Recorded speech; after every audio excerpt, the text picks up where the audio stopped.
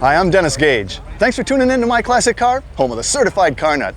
Well, this week I'm in Newport, Indiana for the Newport Antique Auto Hill Climb.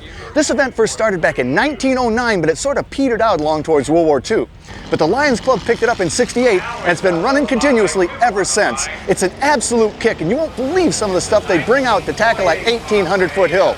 I say we get around and look at some of these uphill warriors.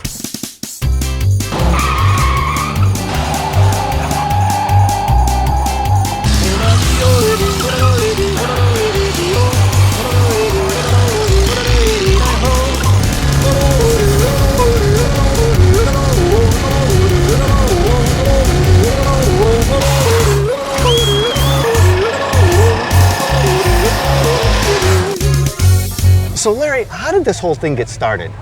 Originally this started in 1909, and we think it probably grew out of just two guys that were out running their cars up the hill. And first it was my car could make it up the hill and yours can't, and then when we both could make it up the hill it was, well, my car could go faster than yours. And an informal race turned into a more formal race when the business people of town said, hey, you know, we could make some money off of this for ourselves and our businesses by sponsoring this event.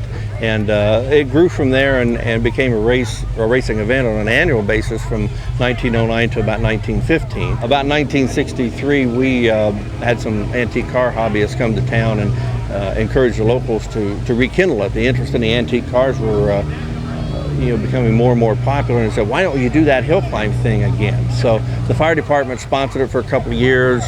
Again, low financial returns, a lack of manpower to put it on, kind of faded out. But the antique car hobbyists kept hammering at the local people. And finally, a Lions Club was rechartered in '67. And in '68, we as a Lions Club began sponsoring it really as our charter event and as our sole fundraiser. And you've been doing it ever since? Been doing it ever since. Man, but that's not all. I mean, you do this car show too, right? We do a car show, which I remember the first year we had that, it was just some guys brought some antiques to town, and they said, we really don't want to run them. You know, we spent a lot of money on them. They're in pretty good shape, but could we just park them over here by the bank and just show them, let people look at them? And we said, well, yeah, we don't have a car show. Let's try that. You know, we wanted to be different than a car show, but so we parked 6 cars over there, and we had a 6-car show. And now on Sunday morning, we'll fill up at about between 350 and 400 actual spaces for show cars. And when we're full, we turn people away. Well, okay. Now, so what's with the stripes? Well, it's basically to keep me from getting run over. I'm serving, I guess, as meet referee and kind of chief safety officer. We're in communication with the top of the hill and the finish line where we can't see to make sure traffic is okay up there. We're clear. I'm in communication with the safety truck. We're making sure the crosswalk is clear before we start sending cars over the hill. And once everything's clear, then I signal the timer. He starts the Christmas tree sequence, and the race is on. Man, you're way too important a person to be hanging out jawing with me. You need to get back to that starting line. Let's go. All right, thank you, Dennis. All right, man, let's go. Welcome back to My Classic Car. Well, Jim, this is a sweet little piece here. Model T, but tell me about it. What year? It's a 1925 Model T Speedster. It's hand-built body. It has a 2627 engine in it. It's been bored 30 thousandths over. It's got a high cam in it. It's got a gross jet needle in the carburetor, which is a Holley carburetor. So have you had this one long? I've had this about 2 months. Oh, that's that all, huh? I bought it in Missouri off a gentleman. Wanted to buy his parts, but I had to buy the car too. So you're a Model T guy? Yes, yes. Yeah, well, this definitely doesn't look like one Henry built. I guess underneath it is. But you say it's a hand-built body? Hand-built body, out of aluminum. Now, was there forms for this, or did everybody kind of build their own thing? Everybody had their own personality when they built these, and they done their own thing on them, basically. Now, how about the wheels? What's the deal on those? The wheels are wood wheels, spoked wheels. The gentleman wanted the discs on them. You could buy the discs as an aftermarket item, but this gentleman preferred to build his own. Huh. Now, is that covering the spokes? Right, it's covering the wood spokes. So it makes you go fast. How fast does this baby go? I've had this up to 72 miles an hour. This? This. That's got to be a thrill. Yes, it is. It's exciting. Got to hang on to your hat, I bet. Absolutely. Absolutely. Are you going to take it up the hill? Yes, I plan on taking it up later this afternoon to practice. Is that right? Possibly tomorrow during the hill climb. No kidding. Have you been coming to hill climb for long? About 6 years, about 10 years altogether. Been competing in the Model Ts for the last 6 years. Well, Jim, it's a sweet little machine, and well, thank you. I wish you luck up the hill. I appreciate it. Welcome back to My Classic Car. Well, Brian, this is a cute little car. 48 Crosley. These are sweet little machines. Now, have you had this baby long? I've had it over 2 years, just over 2 years. Now, they were made in Cincinnati? I always thought of Crosley as Cincinnati. Is that right? It was made right here in Marion, Indiana, and the home office was in Cincinnati. Oh, is that what it was? Okay. Uh-huh. Now, Crosley started out, they were making like radios and refrigerators and stuff, weren't they? Yeah, he made all his money in the 20s and 30s on radios, and he always liked cars. Well, that's why the car looks sort of like a radio, or it always looked a little bit like an appliance to me. Yeah. Now, this is 48. I don't remember him having that bullet nose.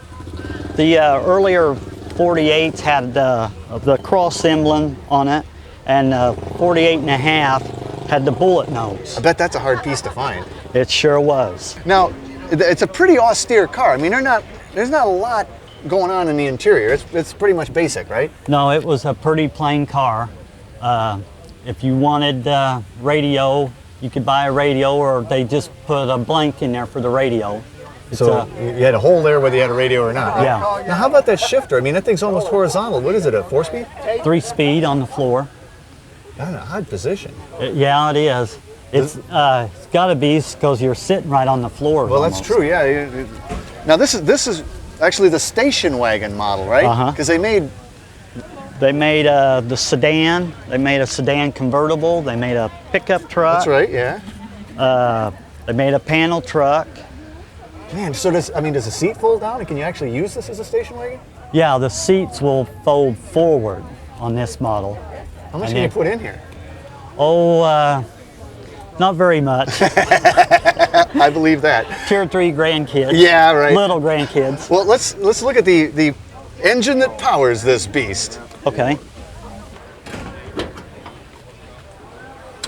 So that's it. That's it right That's there, it. right? Okay, what is it? It's 26 and a half horsepower. It's 44 cubic inches. That half is important. Oh yeah. 26 and a half. Especially here at the Hill Climb. Now, you didn't run this on the hill, did you? Have you run this on the hill? Yes, I did. How was that? Me and my wife took it up yesterday. Both of you in there? Uh-huh. Did it make it up? We made it up. It was kind of scary. But you were still going forward at the end, right? Yeah. How fast? I ended up probably going 5 miles an hour time I reached the top. But you made it. Yeah. So you're going to run it in competition tomorrow? I'll be there tomorrow. My wife said she's not going this time. You might hit 7 coming across. You might hit 7 miles an hour coming across. I think I scared her a little bit. Well, hey, Brian, this is a great little machine, and it's one happy car. Thank you. All right, man. John, this is an absolutely beautiful ride. This caught my eye as soon as I hit the ground here. Well, thank you, Dennis. Stunning. Looks like an Olds engine. Is it pretty much an Olds car?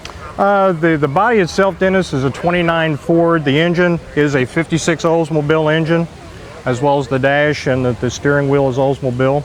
But I tell you, what caught my eye initially was that front end. That's almost George Barris. Exactly. A friend of mine, very good friend of mine, built this car, Tom Culberson in Indianapolis. And the front of the grille itself is all tubular headers from an old Chrysler. Oh, wow. The grille is a 1958 Ford, and the dresser drawer knobs all come from about 4 Ace hardware stores in Those town. are actually dresser drawer? They're just old dresser drawer knobs. You can still buy them. That's brilliant. I love that. That's really creative. Quite a wild looking frame you got on it, too. Yeah, Tom built the frame. He's an old sprint car guy, and it's a double tube chassis frame. It's got a 48 Lincoln front end, 57 Ford rear end on quarter elliptics on the back, just like you would done in the old racing days. You know, when I saw it, too, it's pretty obviously a Oldsmobile dash there, Yep. 56 Olds, right? 56 you got the Olds ovals as well. going. That fits in there nice. 59 Oldsmobile steering wheel. The metal that you see here and in the console is all 1960 Cadillac ambulance from the back of the inside of an ambulance. The ashtray come out of one of my boys' 55 DeSotos that he's got. And even the taillights, what are those from? The taillights, Dennis, are 1960 Dodge taillights. Man. And what's the color? It really stands The out. color is the new GM copper that is like used on the Chevy Cobalts. Okay. You can't be running this on the hill because you're too recent. You're too new, right? Exactly, So you're just yeah. here for show, right? Yep, it's an old hot rod, and they don't allow hot rods on the hill yet. Now, You been coming to Newport for long? Long time. My wife works for Jim Linder, who's Bubba with Bubba's Garage. He's a legend. Yeah, and it's mandatory for all the employees to come and work that weekend. So we're here camping out, having a good time. Well, I tell you, you got a really great looking ride here. Thank you. I'm very impressed with it, John. Thank you, Dennis. Beautiful. Welcome back to My Classic Car. So, Dustin, this is your car, right? Yeah, right. It's yours. Yep. How old are you? 18. 18. Well, every 18-year-old should have a 55 DeSoto. Oh, yeah, that'd be a great world if that was. Wouldn't it be a great? Yeah. Now, how long you had this baby? I have for 3 years. 3 years at this event because I bought it about a week after this event 3 years ago. Oh, really? Seen it here I for mean, sale. you saw it here? Yeah. At 16, 15, where'd you come up with the money? Pinstripe cars. Really? Been doing it since I was 13 years old. I started out pinstriping toilet seats. Well, you got to start Yeah. somewhere, you know? Made money there. Then this one guy, good guys, Indy, said, "Hey man, I'll give you $60 if you just do whatever you want in my car." It was in Pro Pick, so I'm like, oh cool, you know, I've done that. And then once you get one thing, you know, it starts snowballing, and everybody else starts coming up. But So that's how you made the money. that's how I made the money. Between really that and cool. detailing cars at home on the side. Man, well, you picked a nice one. I mean, this is a great car, and I mean, it looks like you haven't really done all that much to it. I mean, you've obviously dropped it. Yeah, right. Dropped it 3 inches all the way around. Got the chrome wheels on it. The interior is cool too. Yeah. I mean, you've metal flaked the dash, and your gauging up there is really special. Yeah, the gauges, the one in the center used to be a clock, and I had 2 other extra clocks that came with the car. I stripped the paint off of them and found out they're aluminum, so I polished them up and stuck Stuart Warner gauges in them. And the bezels are 58 Edsel gauge clusters. So there's a whole bunch of parts right there just in that little area. Well, and you got a heads-up display. Oh, I mean, yeah. that's awesome. Oh, yeah. You pinstriped your back seat. Pinstripe the back seat. Yeah, I was kind of bored one day about 2.5 years ago, and I'm like, you know, I think I'll stripe the back seat. I didn't know you could do that. I didn't know that either. It's been on there for a while, and it's held up quite well. Well, when I saw it, I said, "Oh man, you got a vinyl top." Yeah. But it's not. It's painted. It's just gone It's weird. just really checked, yeah. I mean, it looks almost like an aerial view of a bunch of aliens looking down on us. What a great effect. I mean, do people ask you about it? Yeah, people ask me, like, man, it's vinyl top. No, it's paint. So and you tell them, well, it's my secret. I Yeah, can't. I'd have to special kill you formula. if I I told even you. airbrushed a nice rust spot here on the drip rail. Well, you know, these are great looking cars anyway. I think they got a great stance, but then dropping it down looks Right. even better. And I love your license plate, Von Dust. Yeah, Von Dust. My name's Dustin, so, you know, I always like Von Dust's work. Oh yeah. So after, you know, I do my design, pinstriping, and, you know, I always have to sign the bottom of the work. And you know, sign Von it as? Dust. Von Same Dust. style as Von Dust done it. Well, let's look at the engine that powers this baby. It's a 291. 291. Now, was that DeSoto only? DeSoto only, 1955 had the 291. And then 56, you know, DeSoto went to 331, and Chrysler and DeSoto was back on the same page. Yeah. But 55 was just a haywire year for, And Fire Dome was the 2-barrel. right, And 2-barrel. you're still running 2-barrel. Still run 2-barrel, runs great. So. Pulls are up there. Now, I mean, it's a daily driver for you? Daily driver, yeah. And I've had it for 3 years, but I had it on the road for about 2.5. 2.5 years, I put 13,000 miles on it. And you drove it to high school and stuff? Drove to high school, and even drove it in the winter some cases. And I remember countless mornings where it was winter time and wouldn't warm up, so I'd throw cardboard in the front, you know. to get it The warmed classic. up. Oh yeah. Well, man, this is the coolest. This is the coolest car, and I think it's cool that it's yours. Yeah. Thanks for bringing this baby out. Thank you very much, Dennis. It's been a pleasure. Oh man, you talk about a one-of-a-kind event. The Newport Antique Auto Hill Climb definitely fits that bill. What a blast. Always the first Sunday in October, right downtown Newport, Indiana. What do you say we climb it? So until our next meeting, remember, honor the timeless classics. I'm Dennis Gage. Happy motoring.